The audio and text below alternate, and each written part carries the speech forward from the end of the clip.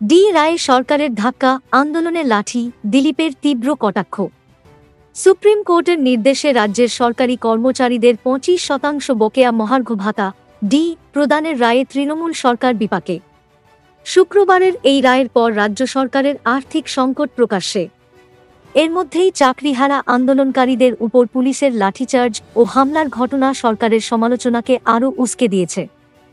শনিবার এই দুই ইস্যুতে মমতা সরকারকে তীব্র আক্রমণ করেন বিজেপি নেতা দিলীপ ঘোষ।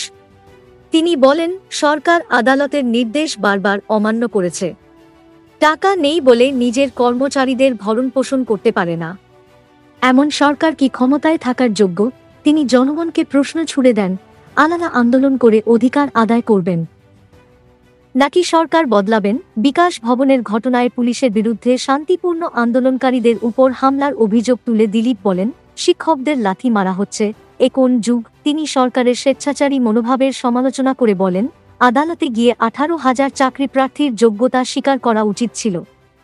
সব্যসাচী দত্তের বিকাশ ভবন সফর নিয়ে তিনি বলেন, আন্দোলনকারীদের সেন্টিমেন্টে আঘাত করে বিতর্ক সৃষ্টি করার কি দরকার? বীরভূমে অনুব্রত মণ্ডলের সভাপতি পদ থেকে সরে যাওয়া প্রসঙ্গে তিনি কটাক্ষ করে বলেন, মমতা নিজে সব দেখবেন বলছেন, কিন্তু তাতে কি ফল হচ্ছে তা তো স্পষ্ট।